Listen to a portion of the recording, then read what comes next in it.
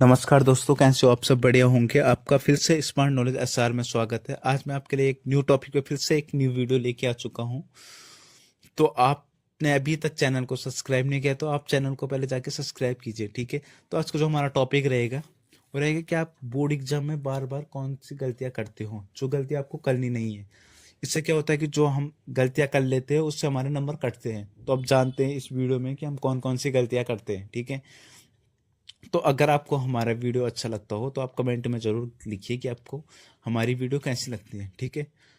और अपने दोस्तों के साथ भी शेयर कीजिए ताकि उन्हें भी इस वीडियो से कुछ हेल्प मिले और कुछ सीखने को मिले, और वो भी ये गलतियां ना करें, ठीक है। ये गलतियां अक्सर लोग करते हैं और सभी स्टूडेंट करते हैं। हमने भी अपने टाइम पे किया था, बट हमें उस टाइम पे कोई समझाने वाला नहीं था कि हम ये गलतियां ना करें, ठीक है। चलते वीडियो की तरफ कि इस वीडियो में आपको क्या समझाना चाहते हो, तो चलो देखते हैं।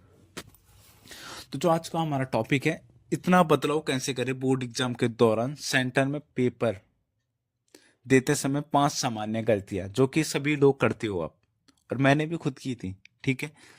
पहली गलती क्या होती है हमारी? प्रश्न पत्र को ध्यान से ना देखना, ठीक है। इसमें क्या होता है कि कई बार जल्दीबाजी में बिना पूरा प्रश्न पत्र पढ़े उत्तर देना शुरू कर देते, जिससे गलत उत्तर देने की संभावना बढ़ जाती है। हम क्या करते हैं, जैसे ही हमें पेपर, पहले हमें कॉपी मिलती है, कॉपी में हमने सब कुछ चढ़ाया, पेपर मिला, हम तुरंत लिखना स्टार्ट कर देते हैं। हम क्या सोचते हैं कि टाइम कम है, बट हमें ये गलती नहीं करनी, ठीक है। बदलाव कैसे करना है हमें? परीक्षा शुरू होते ही पहले 10 से 15 मिनट में पूरा प्रश्न पत्र अच्छे से पढ़े और तय करें कि किन प्रश्नों को हमें पहले हल करना है, ठीक है। अब जब सेंटर में पहुंच जाते हो तो पहले आपको क्या करना है कि जब आपको पेपर मिलता है तो पहले आप प्रश्न पत्र को पढ़िए, ठीक है।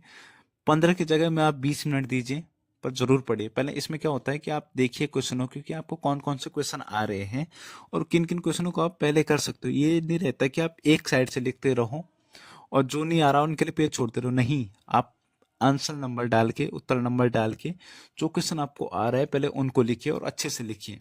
इसमें क्या होता है कि हम जल्दबाजी में गलत उत्तर गलत लिख देते हैं। इससे क्या होता है, हमारे नंबर कटने का वो रहता है, और जो क्वेश्चन हमें आते हैं वो लास्ट में छूट जाते हैं। और हमें लगता है कि जो क्वेश्चन हमें नहीं आ रहे थे हमने वो क्वेश्चन लिखे हैं, बट जो क्वेश्चन हमें आ रहे थे वो उन क्वेश्चनों को लिखने के लिए हमारे पास टाइम नहीं बचा। तो ये गलती हम अक्सर करते हैं। तो पहले क्वेश्चनों को देख लीजिए कि कौन कौन से क्वेश्चन आपको आ रहे हैं, ठीक है। उन क्वेश्चनों को आप पहले कीजिए जो आपको आ रहे हैं, ठीक है। जो क्वेश्चन नहीं आ रहे उसके बाद उन्हें हल कीजिए। जो क्वेश्चन आ रहे हैं उनसे तो आपको पूरा नंबर मिले पहले, जो क्वेश्चन नहीं आ रहे उन्हें भी करना है, आपको छोड़ना नहीं है। सही समय प्रबंध, अब दूसरा पॉइंट है, सही समय का प्रबंधन ना करना। कुछ छात्र शुरुआत में ही कठिन प्रश्नों में अधिक समय बर्बाद कर देते हैं, जिससे बाकी प्रश्न छूट जाते हैं, ठीक है। ज्यादातर छात्र क्या होते हैं, जो कठिन प्रश्न रहते हैं उन्हें ही पहले हल करने लगते हैं।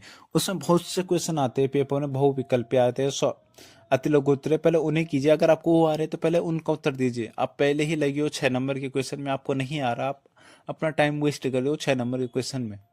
अगर आपको आ रहा है तो लिखिए, जरूर लिखिए पहले उसे।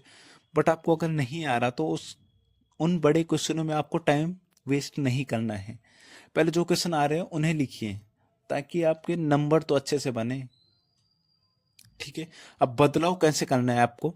आसान प्रश्न पहले हल करें और कठिन प्रश्नों को अंत में हल करने के लिए समय बचाए, ठीक। तीसरा पॉइंट रहता है हमारा, जल्दी में गंदी लिखावट और अव्यवस्थित उत्तर लिखना। मैंने आपको बताया था कि हम जल्दीबाजी में क्या करते हैं, जल्दी जल्दी लिखते हैं और उसका उत्तर भी हम सही से सोच नहीं पाते कि भाई टाइम कम बचा है। बहुतों के साथ होता है, लिखते रहो लिखते रहो, जो समझ में आ रहा है उसे लिखते रहो। जल्दी लिखने के चक्कर में लिखावट खराब हो जाती है, जिससे परीक्षक को उत्तर समझने में कठिनाई होती है। अब हमने जल्दीबाजी में लिखा कि जो क्वेश्चन आ भी नहीं रहा उसके बारे में हमने पता नहीं कुछ अपने तरफ से ऐड कर लिया, ठीक है। तो जो पेपर चेक करता है, ठीक है, उत्तर पुस्तिका जो हमारे चेक करते हैं, कि उन्हें समझ में नहीं आता कि इसने लिखा क्या है। अगर आप पहले ही कठिन प्रश्नों को कर रहे हो, ठीक है, और गंदी राइटिंग में कर रहे हो, तो पहले ही समझ जाएगा कि इसके जो और उत्तर होंगे आगे के वो भी गलत होंगे, ठीक है। तो आप जब स्टार्टिंग के प्रश्न लिखो, उन्हें ऐसा लिखो कि एग्जामिनर को लगना चाहिए कि आपने जो आगे के प्रश्न भी कर रखे होंगे वो इसी तरह से कर रखे होंगे। उत्तर कम लिखो पर स्पष्ट लिखो। ठीक है, बोर्ड एग्जाम में आपको स्पष्ट उत्तर लिखना, चाहे कम लिखो आप। जरूरी नहीं है कि 6 नंबर के प्रश्न में आपको एक पेज भरना है, आधा पेज भरना है, नहीं। 6 नंबर के प्रश्न में आपको 6 लाइन भी आ रही है ना, बट आप उसको उस तरह से लिखिए ना कि एग्जामिनर उसे समझे। जो जो चीजें प्रश्न में पूछे गए सब चीजों को आप 6 नंबर में फिट कर दीजिए, तो आपके 6 नंबर आ जाएंगे। जरूरी नहीं है कि आपने 10 लाइन लिखे हैं। अगर आपने वो 10 लाइन गंदी राइटिंग में लिखे हैं या अव्यवस्थित तौर से लिखे हैं जिसमें एग्जामिनर को समझने में दिक्कत हो रही है, तो आपको बहुत कम नंबर देगा। आप बोलोगे आपने 10 लाइन तो लिखी, तो उसे 6 में से कम 4 नंबर तो देने चाहिए। बट अगर आपने उत्तर को सही से नहीं लिखा, आपको पता होना चाहिए कि बोर्ड एग्जाम में उत्तर और जो हैंड राइटिंग लगती है दोनों की भूमिका रहती है। अगर आपने उत्तर सही लिखा और हैंड राइटिंग जल्दीबाजी में बेकार लिखी, एग्जामिनर समझ नहीं पा रहा, तो उससे भी आपको नंबर कटेंगे। ठीक है, तो आपको दोनों चीजों को ध्यान रखना है। चौथा, कुछ प्रश्न छोड़ देना। ज्यादातर लोग करते हैं कि हम पूछते हैं उन्हें कि भाई कितना प्रश्न किए हैं आपने, या हम ही अपने टाइम पे कितने प्रश्न किए हैं। तो कई बार छात्र क्या करते हैं, कुछ कठिन प्रश्नों को छोड़ देते हैं, जबकि आंशिक अंक पाने के लिए कुछ लिखना बेहतर है। ठीक है, हम क्या करते हैं कि पेपर तो लिखते हैं पर लास्ट में प्रश्न को छोड़ देते हैं, बोला कि ये नहीं आ रहा। आपको प्रश्न छोड़नी नहीं है। अगर आप प्रश्न को छोड़ देते हैं, फॉर एग्जाम्पल आपने चार चार चार नंबर के 2 प्रश्न छोड़ दिए, ठीक है, ज्यादा नहीं बोला, 4 4 नंबर के 2 प्रश्न छोड़ दिए, तो आपके 8 नंबर सीधे कट जाएंगे। अगर आपने उन दोनों प्रश्नों के बारे में लिखा, तो आपकी संभावना बनती है कि आपको 2 2 या 2.5 3 नंबर मिल जाए, अगर आपने उससे रिलेटेड उत्तर लिखा है तो। ठीक है, देखो 2 से 4 नंबर आपके बन गए, 4 4 से 5 नंबर अगर आप उनका उत्तर लिखते। अगर आपने छोड़ रखा है तो 8 नंबर तो ऐसे ही गए आपके। आपको प्रश्न नहीं छोड़ने, चाहे आप उससे रिलेटेड लिखो, अच्छा लिखो, तो आपको पूरे नंबर मिलेंगे। आप अगर आप सब्जेक्ट में प्रश्न को छोड़ते हो, नंबर कटते हैं, तो आपके सीधे नंबर कट जाते हैं। आपने 2 प्रश्न छोड़े, सीधे 8 नंबर कट जाएंगे। ठीक है, तो आपको ऐसा नहीं करना है, आपको प्रश्नों को हल करना है। अब बदलाव कैसे करें, हर प्रश्न में कुछ ना कुछ जरूर लिखे। अगर पूरा उत्तर नहीं आता है तो भी जितना यह दो वहां लिखे, आंशिक अंक मिल सकते हैं। ठीक है, आपको जरूरी नहीं है कि आपको पूरा उत्तर ही लिखना है। अगर आपको उससे रिलेटेड उत्तर आ रहा है, जितना आ रहा है आपको उतना लिखिए, आपको कुछ तो नंबर मिलेंगे। छोड़ने से अच्छा, छोड़ने में आपके पूरे नंबर कट रहे, तो आपको छोड़ने से अच्छा कुछ नंबर तो मिलेंगे। उसके बाद है उत्तर जांचने का समय न बचना। अब ज्यादातर लोग लग जाते हैं एक साइड से लिखने में, पेज भरने में लग जाते हैं। मैं सही बताऊं तो पेज भरने में लग जाते हैं, तो लिखते रहते लिखते हैं। अगर छात्र चलता है कि 5 से 10 मिनट रह गए फिर भी लिखते रहते हैं। ठीक है, तो आपको ये नहीं करना। आप पहले से ही लिखो, उत्तर को पहले समझो, और जो मैंने बताया कि आप शॉर्ट लिखो पर अच्छा लिखो। ठीक है, और अपनी पुस्तिका के लिए 10 कम से कम 5 से 10 मिनट आपको बचाने हैं। कैसे भी करके 5 से 10 मिनट आपको बचाने हैं।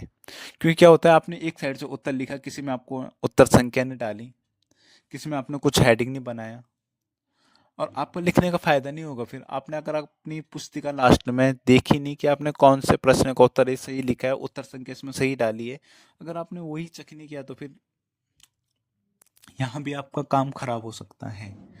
क्योंकि क्या होता है, जल्दीबाजी में हम उत्तर संख्या किसी की नहीं डाल पाते, किसी की गलत डाल देते।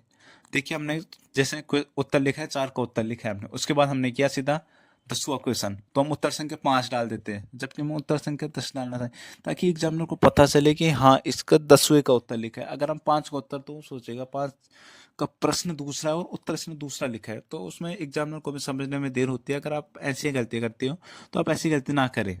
अब बदलाव कैसे करें, पेपर खत्म होने से 5 से 10 मिनट पहले रुककर उत्तरों को दोबारा जांचने का समय रखें, ताकि कोई गलती न रह जाए। ठीक है, तो आपको ये जरूर से देखना है, दोबारा अपनी कॉपी को जांचना है कि कोई गलती इसमें न रह जाए। ठीक है, बदलाव लाने के लिए जरूरी है शांत दिमाग से पेपर है। ठीक है, शांत दिमाग से अपना पेपर दें, सही रणनीति अपने, समय का प्रबंध करें, ऐसा करने से बेहद परिणाम मिलेंगे। ठीक है, तो जो आपको उत्तर लिखने हैं वो शांत दिमाग से लिखने हैं। ठीक है, और मैं आपको एक तरीका बताता हूँ उत्तर लिखने का। ठीक है, आप उत्तरों को हेडिंग बना के लिखिए। पहले उत्तर संख्या, अगर आप पहले करेंगे उत्तर संख्या 1, उसका अच्छे से हेडिंग बना के लिखिए। उसके बाद उत्तर लिखिए। उसके बाद उत्तर संख्या 2, मतलब जो उत्तर संख्या डालोगे आप उसे इतना हेडिंग बना के लिखिए कि जो उसके नीचे उत्तर लिखो वो भी अच्छा लगे। ठीक है, तो अब मैं बताता हूँ आपको कैसे तैयारी करनी है। ठीक, तो जो आप याद करते हो ना, तो किसी भी चीज़ को रटने से अच्छा ना, एक रफ कॉपी आती है उसमें आप कॉपी चीज़ों को नोट कीजिए। जैसे आपको एक प्रश्न आ गया, ठीक है, पहले तो आप जब याद करते हो तो उन्हें लिखते रहो। एक प्रश्न लिखा अपनी तरफ से कि आपने इसका उत्तर याद कर लिया है, ठीक है, तो उसके बाद अपनी तरफ से उस रफ कॉपी में उसे लिखते रहो कि आपको प्रश्न ये पूछा गया, आप कैसे लिख रहे हो और आपने जहाँ से याद किया वहाँ कैसे लिख रहे हैं। आपको ये नहीं है कि आपको जो आप गाइड या मास्टरमाइंड यूज करते हो उसी की लैंग्वेज में लिखना है, आप अपनी लैंग्वेज में रख सकते। जरूरी नहीं है आपको गाइड या मास्टरमाइंड की लैंग्वेज में ही लिखना है, आप अपनी लैंग्वेज में लिख सकते हो। बस ये होना चाहिए कि एग्जामिनर को अच्छे से समझ में आ जाए, और अपनी लैंग्वेज में अगर आप लिखते हो, ठीक है, तो एग्जामिनर को ज़्यादा समझ में आएगा। ठीक है, तो आई होप आपको आज की वीडियो अच्छी लगी होगी। तो कमेंट में ज़रूर लिखना कि आपको वीडियो कैसी लगी और आपको किस टॉपिक पे वीडियो चाहिए। ठीक है, जो जो आप गलतियां करते हो, और बताना आप सबसे ज़्यादा कौन सी गलतियां करते हो एग्ज़ाम देते समय। ठीक है, तो आपको ये गलतियां करनी नहीं है। और मैं आपको इसके बाद बताता हूँ कि मैं अपनी तैयारी कैसे करता था जब मैं क्लास 10th में था। तो आप चैनल को ज़रूर सब्सक्राइब कीजिए। ठीक है, इससे क्या होगा कि जो भी न्यू वीडियो आएगी वो सबसे पहले आपके पास पहुंचेगी। और मैंने चैनल पे पहले भी इससे बहुत सी वीडियो बना रखे हैं, तो आप विजिट करके चैनल पे उन वीडियो को देख सकते हैं। ठीक है, धन्यवाद, मिलते हैं नेक्स्ट टॉपिक में नेक्स्ट चैप्टर के साथ। ठीक है।